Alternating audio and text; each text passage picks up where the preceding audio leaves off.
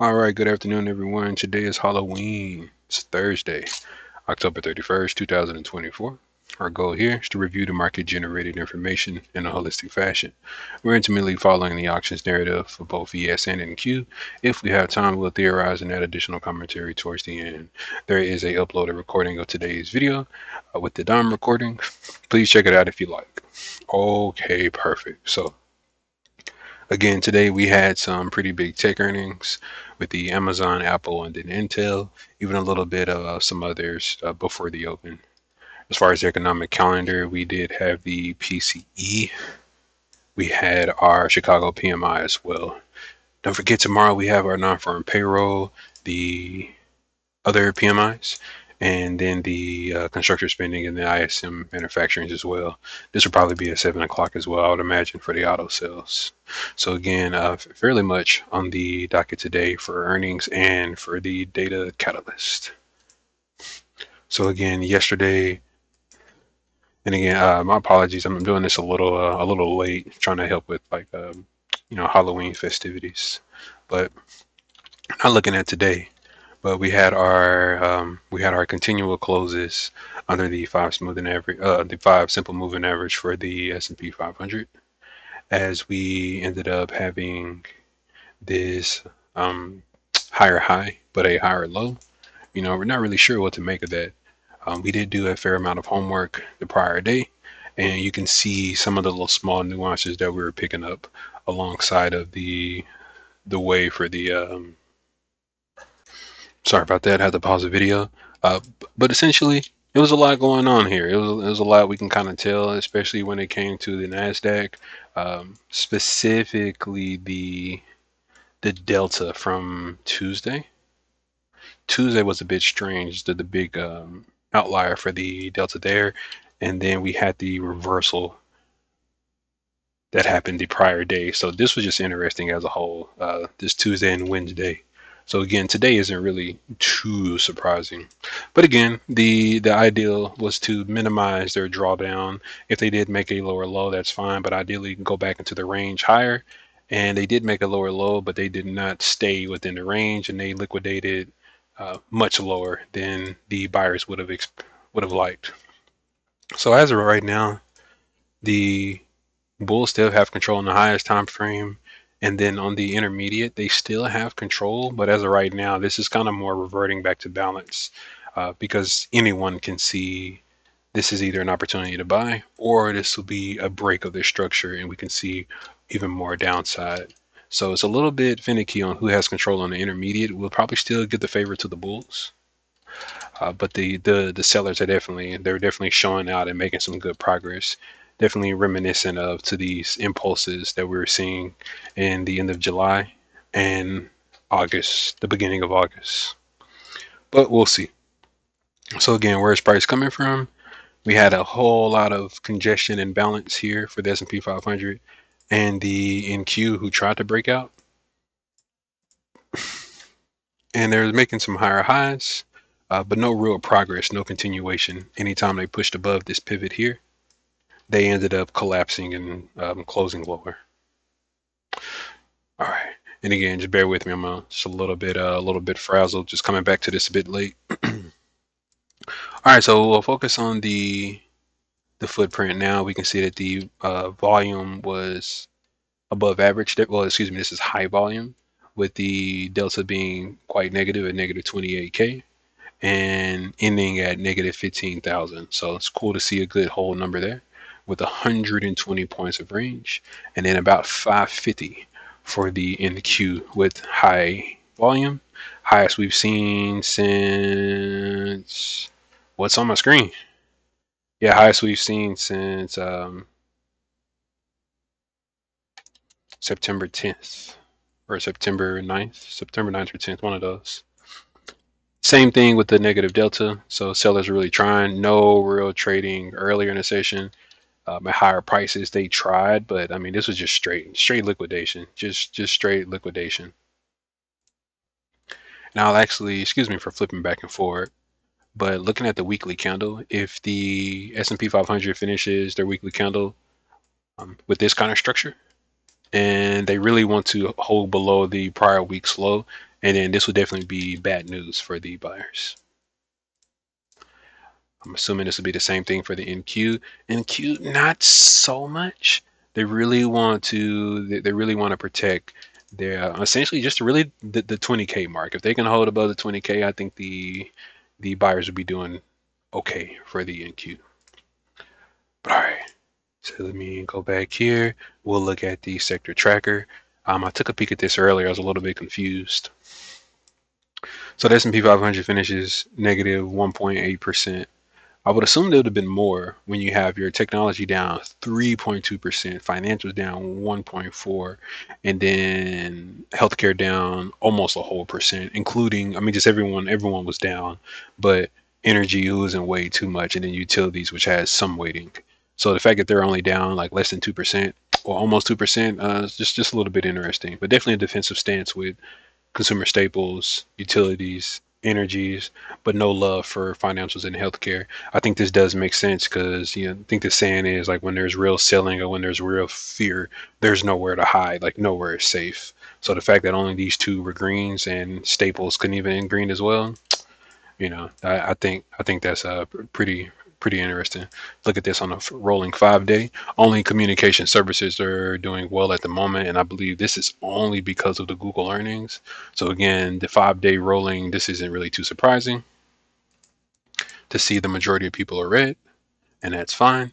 But if you look at this from a month, the ones that are green are still communications and then finance. So again, solid job for the finance department for them to be able to stay sturdy in uncertain times like this.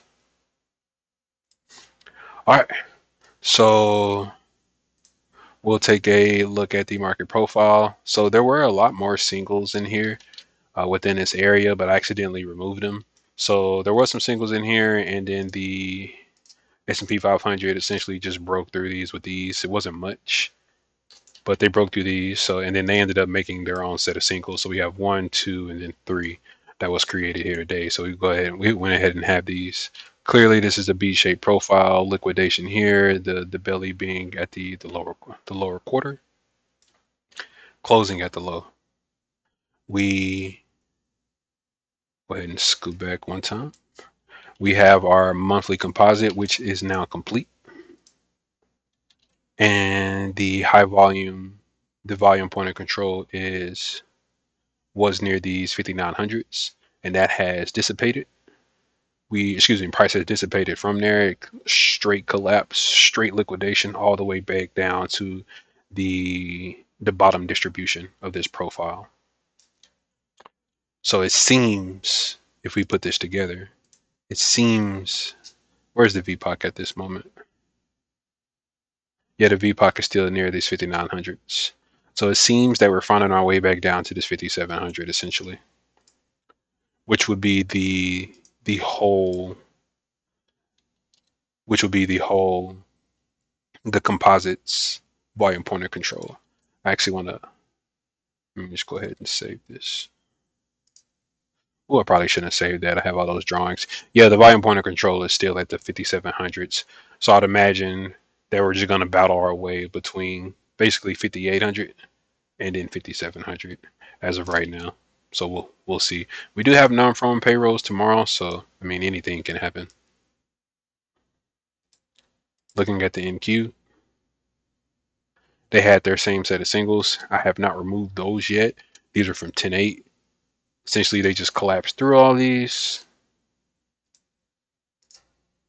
and ended up closing near those. They have their same set of singles, which ends up being 1 and yeah, just one big one. Looks like it's like 80 points or so. It's crazy. So again, big range. Unfortunately, I think this is a bigger loss to the Nasdaq than the S&P 500 because they were just doing so well. They were just doing so well. It's sad. So let's go ahead and pull these composites together. We can see the volume point of control is still near the 20K 400s, and we're down here near the 20K mark, 20K 100. And then as you see for the composite for the all the way back to April, hold on, let's actually update this. Yeah, the volume point of control is now at the 20K 200 mark. So I mean, really at this point, if this is like do or die, either we're gonna climb back above and fight to get back above these 200s, ideally the threes and the fours, or I mean, this can get pretty bad. This can get pretty bad because there's nothing but like thin space here. So I mean, this can be an easy drop to the 19K 600s for our next real edge that we have. So again, this is a very pivotal time for the technology indice or technology index, right? Yeah. Okay, we continue. Same thing with the NQ. That's what we're just looking at, but the 138-minute candles. Again, if they break these 20K marks, this 20K mark, this is just that thin space. No real structure here. I mean, once they get past essentially really this gray zone that I already have marked, this valley here, I mean, this is just like a straight drop. There's no structure here. There's just a couple of days opposed to a whole months of range in here. So again, NQ needs to be very careful. Straight down, pushed up, they failed the 400 for today, and then just liquidated lower. The S&P 500, day two, tried to push back up to get into those singles that was left from the prior session, or excuse me, just the resistance, former support that was there from the prior day. They rejected it, created singles on their way down, and then just no continuation back above the 5760s. So these two, they really need to protect these 5730s. If not, they too have their bit of a drop. But they have a little more structure that they'll be dealing with, not necessarily just this week here. There was some past price action that was there, which is why the 5700 is the composite point of control. Okay, we'll look at the 65 minutes for the NQ. Again, you can see we had our large move down to 250 points with the first bar, the first 65 minutes. Volume point of control is near the lows. You can see that buyers tried initially, and then sellers really just whooped ass, and then just really kept it there. To be honest, buyers tried to fight back up, but I mean they got 91 points of range, and then they ended on their ass. So I mean you can see that buyers were kind of stuck here, but sellers weren't really forcing it too much. They were just waiting for prices to come up and then to jam it back down. Is essentially what's happening. There was just a wall that was just sitting here. So again, pretty simple day, move lower and then just really just consolidation lower. Same situation, impulse lower and then not even bear flagging, but I mean, this is just like a slow leak lower. I mean, there's no continuation back up to the upside.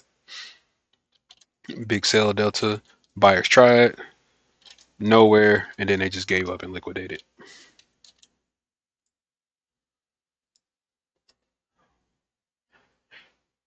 And then really same situation. We'll go back to our daily candles.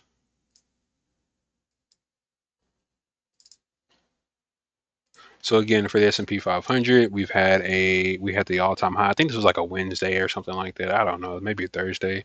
And then really just kind of moving sideways. We had this leak lower. We tried to pull back up. We failed. Consolidation, and then we're starting to impulse lower. So again, just a little bit of context. Same thing with the NQ, except they had a little more upside, which is kind of what we were seeing here when they made that new high, drifted sideways Tuesday afternoon, Wednesday. Actually, let's do it this way. It's the RTA session only. Wednesday, we had the big drift up. Thursday, we pushed down lower. We had our open rejection reverse back upwards. No continuation. Hit their head on a wall. Couldn't close the gap. Excuse me, couldn't reach the cash settle. And then we closed at the lows with the help of earnings. And then earnings is when we had that big overnight sell off. Really the same thing for the ES, except they didn't have as much extension on that Tuesday. When it came into Wednesday, same open rejection, reverse, push upwards, tried to hold that IB high for a while, ended up falling into the IB mid and closing at this low due to earnings. And the fact that we had the big tech earnings and they didn't wow the market, I mean, there was no real reason to buy. I mean, we didn't really have any kind of buy liquidity, so I mean, there was just a steep sell off. And I think it's really important to mention that there was also a gap down.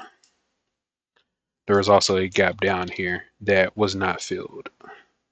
It did not reach the close. It got close, but they gapped down, pushed up, filled, and then that really started the 100-point drop, even more so. Again, this is the S&P 500. We had our gap down, and we touched the VWAP once, sold off. Tried to touch it again with the help of PCE earnings, jobless claims, and whatever other else data that was coming out. I mean, we couldn't even hit the VWAP here. It's trending below this 5 smoothing average. Anytime we get above, we engulf it. As we're heading into the RTH session, we'll get to that in just a moment. I just want to get a little context there. Really the same thing for the NQ from what we're seeing.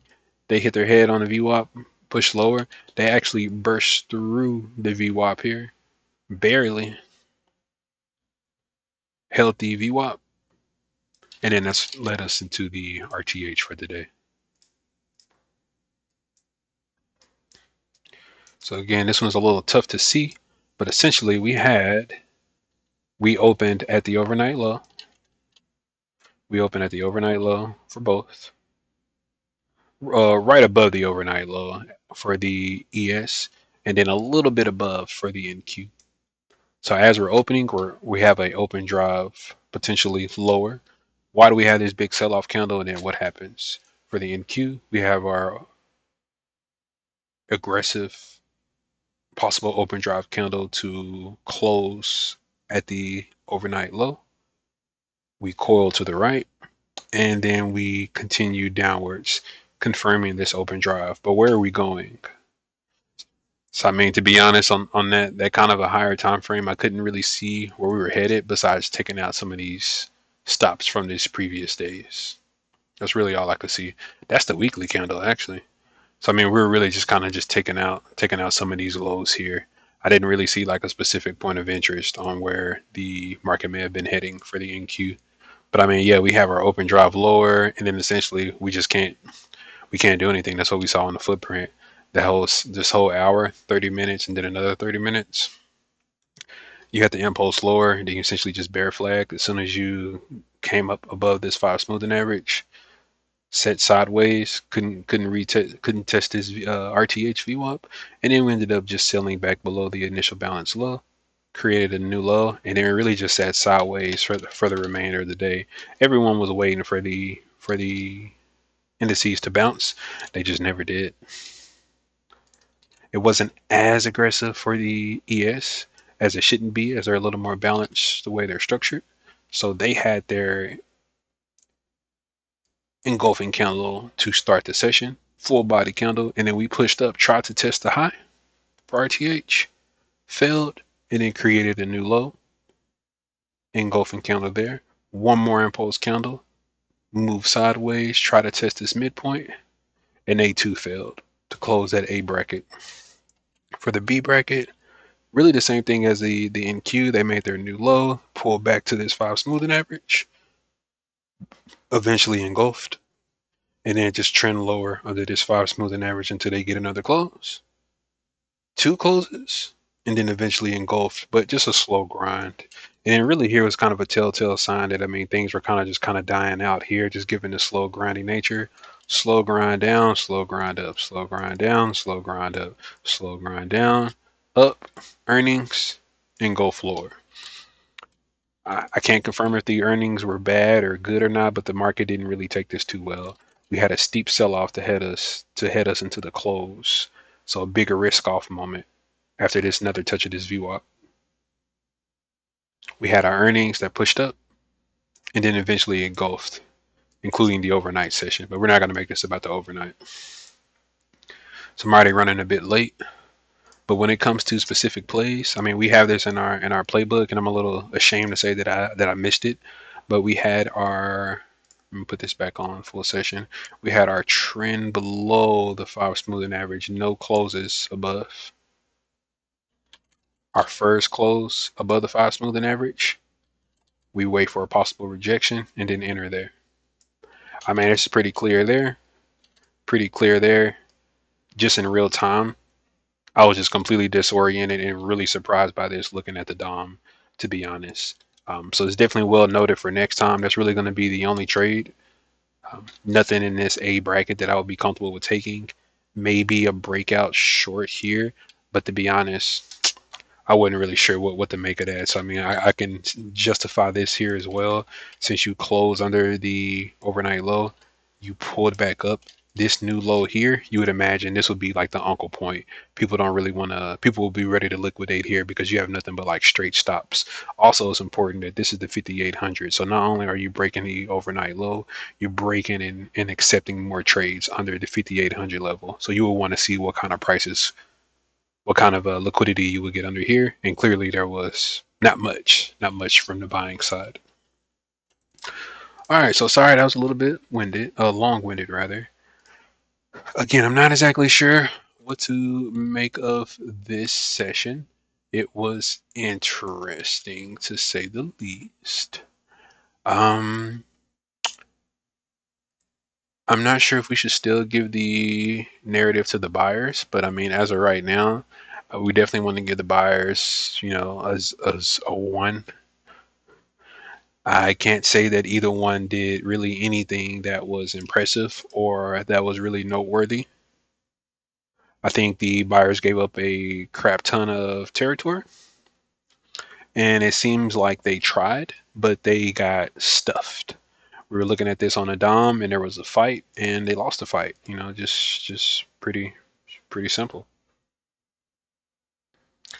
Depending on how we finish this week, we may start doing the narrative from the seller's perspective.